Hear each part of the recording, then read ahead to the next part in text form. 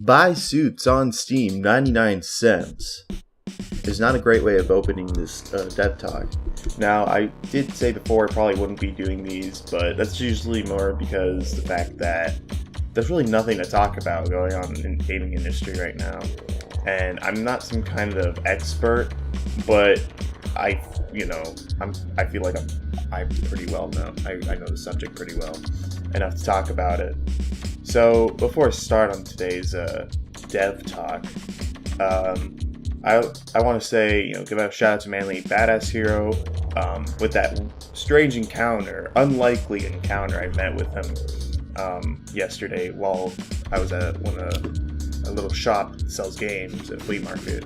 I was with Will, the artist here at Technomancy, and he was there, but I didn't notice. I overheard him. He was saying he was a YouTuber, but I kind of thought, it's just probably someone who has a YouTube channel just like me.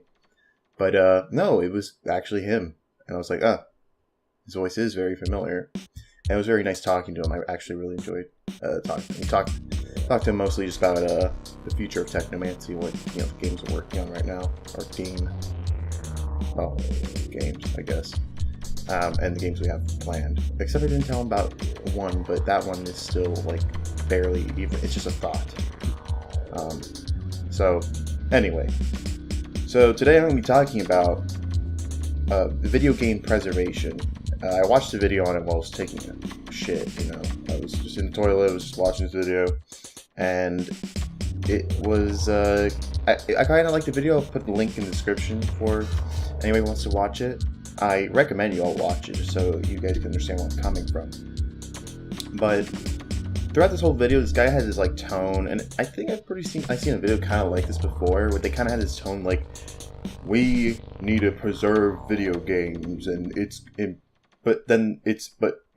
practically impossible to, because every time we do, it's just gonna find its way to degrade itself. And I'm here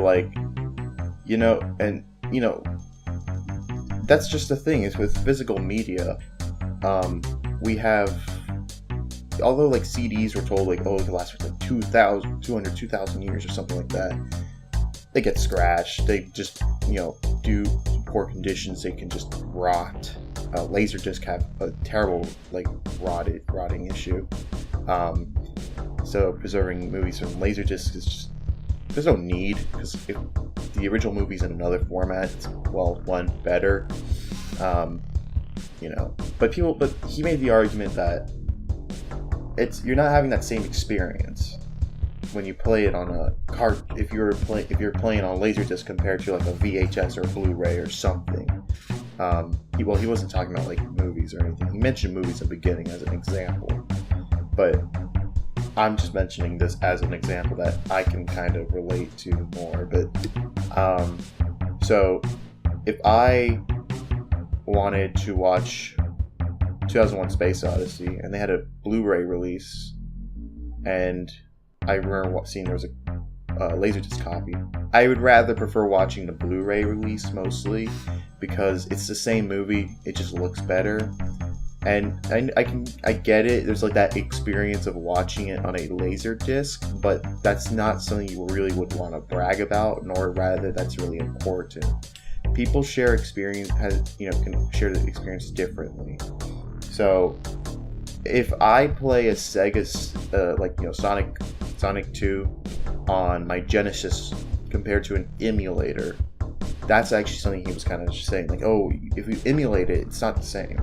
Or, for example, Sony, they don't really have an emulation kind of thing going on, which kind of sucks because Xbox is the only one doing it. But Sony, they have for PS2 games, you buy it, and it's pretty much whatever ones they choose. Usually these are more the bigger titles, I guess, which they're worth preserving.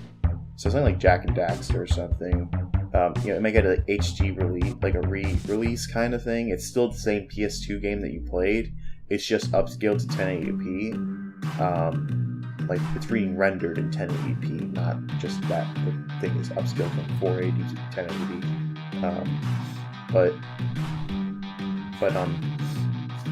and like some things like the text has been like the resolution of the text is now higher so that it looks better rather than just playing through an emulator having it upscaled, because trust me, it doesn't look good when you upscale text through an emulator. So it's something that's like that makes the game like playable, readable, and just it's the same game. I mean, I don't understand. I personally I can't understand the whole idea. Oh, it's the experience of looking at that low resolution text. Like, if I were playing on my original PS2 and I saw it, I'd be like, yeah, I wish I could make this look a lot better though. And guess what? With my PS2, I soft modded it, and I got component cables, and I forced 1080p upscale, or 1080i upscale. Sorry, can't do 1080p for some reason. It doesn't work on my PS2, and games like Jak and Daxter, and any game I put in there just looked way better. Now the only problem was the UI and the text were just like very pixelated. I guess they were very blurry, and because when you upscale that, it's not going to look as good as when you have it at normal scale. But the experience is still the same. I'm enjoying my game, whether I'm playing it with a Mad Catz controller or not, which I am because my original controller doesn't really quite function as it used to. And this Mad Catz one has been like, it's bulletproof for some reason. But I have a lot of I have a huge amount of games. Okay, not really that big of a collection, I guess. I mean, if you were to come to my house and see it, you would be like, that's a pretty decent collection. I think it's pretty decent. I've got Shaq Fu in its box, no manual though. But I do have something that's totally worth more, which is the Ronald McDonald's Treasure Land Adventure, whatever it's fucking called, for the Sega Genesis. One of the best games I've ever played for the Genesis. I paid like $30 for it. You know, it's $40. That's probably the most expensive game in my collection though. And you know, it's really hard because technology itself eventually degrades, and it's a little harder for them to degrade, but it's just because of like silicon chips and all this stuff, that all the little like components that you really can't replace. Especially if something like my 32X broke, I couldn't replace it. However, I don't really exactly know how long it's gonna take. Now, one thing this guy was also bringing up was like how the Sega Saturn has failing lasers. Well, he never actually, I guess he didn't do too much of the research, because there are alternative ways of replacing the laser. I'm pretty sure you can just still buy the laser that's used for the Sega Saturn. It's only the Dreamcast that you really can't, which is actually one of my worries, and I really don't want to get that this accessory kind of thing that you remove the disk drive and you replace it with this board that you can stick an SD card. As much as I would love to have something like that, it ruins to me the console itself, because now it doesn't have that original disk drive. Unless I was replacing the laser, unless someone can like reproduce that laser for reading GD-ROM. Now, I remember reading something that said you can just do a CD-ROM laser, but it has to be a specific one. Still pretty common. And the only problem is you can only read CD games, which that means you get to burn the games, which I do anyway, because Dreamcast games are expensive. But there's also another way you can do it for Dreamcast if you don't want to do the board method, if you don't want to do the CD burning. It's not the best, but it's definitely a pretty cool idea. And it kind of sucks that it's very, very slow and doesn't work as well as a CD, or going directly from the CD drive. And that's using the serial port that was really never used. So it's really hard. It took me forever to find someone who was selling one of these things for cheap. I got it for like $15. It's a serial port to SD card adapter, and I believe it's literally just that. I don't think there's no other like components, so you can probably make your own if you wanted to. I'm pretty sure, I think I saw a tutorial on it before, but I can't remember now. But I bought mine because I was like, this guy has a nice little case and everything. So yeah, it pretty much, I could put games on the SD, and I have to still use a CD-ROM. However, if you had a mod chip in your Dreamcast, you can burn a new BIOS from that chip into that chip, and then it'll like automatically boot up the SD card from the SD card. Now, the disc. So this is kind of good because it kind of like it won't use up your disc super. Like the laser, it won't like wear your laser off that much because it only runs it like once until it loads all the data, which is a very small amount of data. You'll notice once you burn the disc onto the laser, unless you play your games through that, it's still the same experience. I'm playing it through Dreamcast or VGA because that's the only way you should ever play it. But if I were playing on an emulator, or if they ported it to the PC, I would still enjoy the game. I'm glad it's still the same code. That's really all that matters. I think one big issue is the fact that code can get lost or deleted completely, removed from the face of this planet. Kingdom Hearts is a great example. When they did the HD remakes, they had to remake all of that. All the code has to be remade. I'm not sure about the assets, but all the whole engine was built from the ground up again or something like that. And they did it for the PS3, and I guess for the PS4 they just modified that code and stuff. Well, for the new Kingdom Hearts, they're using like Unreal Engine 4 now, but so and that's something I kind of keep in mind for our games that we make. Like, I don't want to just throw away a lot of the assets and stuff. We still have everything for Suits. We still have even the alpha music of Suits. I still have that. It's terrible. It's really bad. I mean, it's not like saying that Suits music is great. It's not. But it's worse than the Suits that you or anybody whoever's listening played.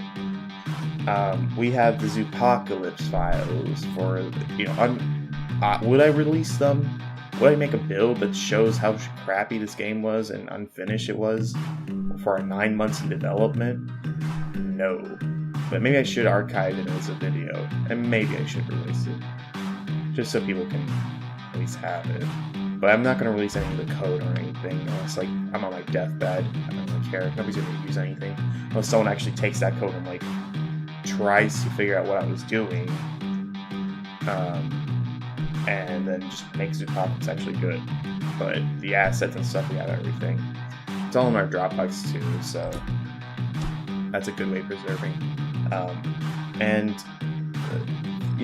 It's really hard to preserve. It's really hard to preserve old things because it's like people never think about the future and whether this is going to be like something anybody's going to care about. And I can understand that, especially when games are like very early, like early games are just, it wasn't really a big market, as big as the market is today.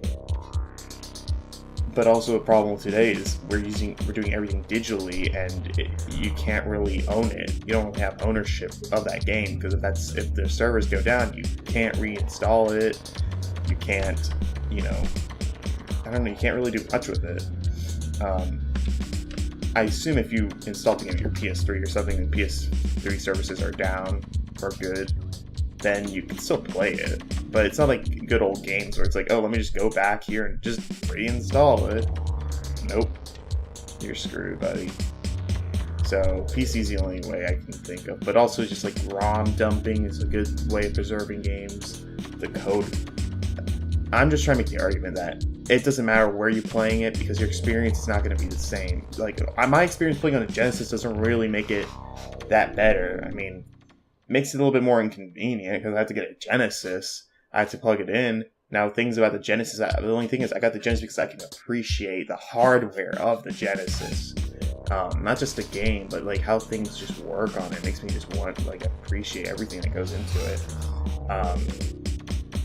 Sega CD, you can just burn disc, and discs are still being made to this day, which may be a problem in the future once discs stop being in production for some reason. I don't know. I mean, reel-to-reel is still a thing, but that's mostly because it's still like a logical use for storage. I have some Sega Saturn games. They're mostly, I think I have like 3. Myst, Pebble Beach Golf Links Japanese because that's the best version. if you don't have that version, you're obviously missing out on something. And Mobile Suit Gundam Side Story 1, which is it's okay game. It doesn't really have like really depth gameplay, but it's kind of cool to look at. Now to preserve those games, I would have to like just put them on a computer, but these games are already preserved, and I don't know, preserving them physically, you just have to make sure your conditions are good and everything. But even then, no matter what you do, it's still going to fail. So just using, it's just inevitable, pretty much. It's going to fail eventually, and there's no way of stopping it. You can't just like freeze it in a time capsule and then like be like, oh look, it hasn't aged at all since 1996. Once you pull it out of that thing, it's like now it starts aging again. Now until we can figure out how to do something like that, that would be pretty neat. But we're preserving a game that we're not touching, and what's the point if we can't even play that game because now we're just preserving it? I mean, all in all, it's just gonna happen. All of my cartridges someday are gonna fail for some reason. Probably gonna be something inside the chips, and my Sega Saturn's not gonna work anymore. My PS2's broke, but that's mostly because it's my fault. But I was trying to replace the laser and I fucked up something.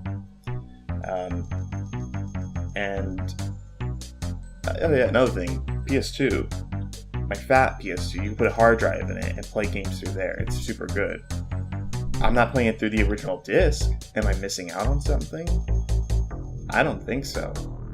Other than collecting, I'm playing the game on its original hardware, whether a disc or not. It's still the same game. If I were to play on the emulator, I enjoy playing PS2 games when they work on the emulator. Because one, I can make it look very nice, and I'm just like, damn, this looks so good. I wish I could crank up, I wish the PS2 could render to 1080p, but it couldn't handle it.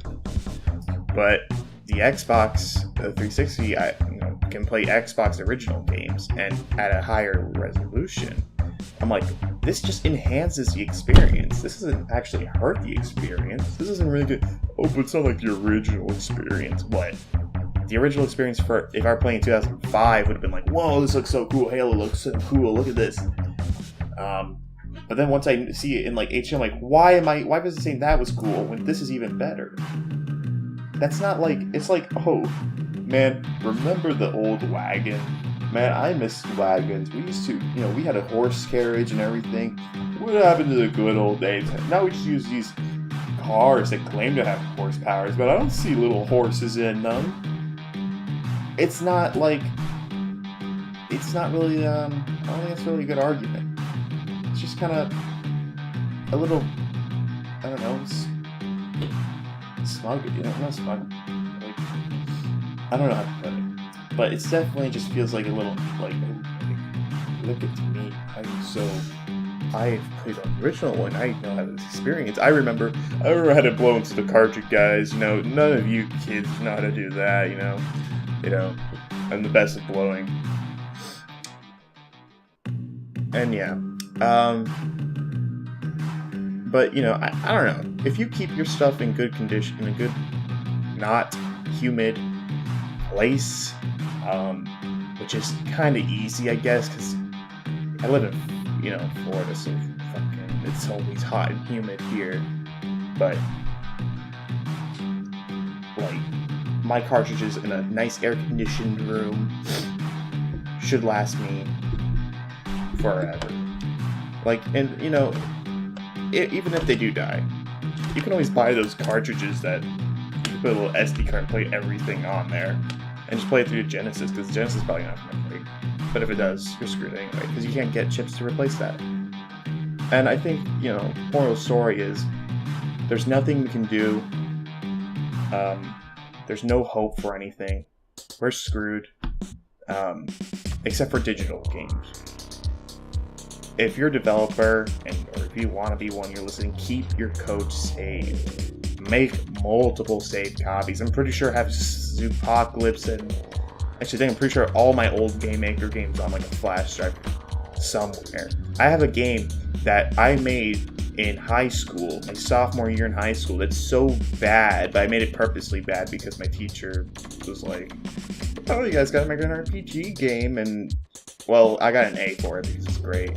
Well, I made it with other people, and these guys were mostly seniors, and they didn't want to do anything, so I told them, hey, don't worry, I'll do everything for us. And yeah, I might have to release that game something, but preserve it, put it on the Dropbox. But yeah, it's always make sure you save your stuff. That's the lesson for today. And I hope you enjoyed listening to me blabber for 20 minutes about game preservation, because I can't remember what I said within the 20 minutes I was speaking, because I only write a few, like 4 points here to talk about, and I don't even talk about most of that shit. So, yeah, buy Suits on Steam, 99 cents, and when Gamma 19 comes out, buy that as well. Thanks.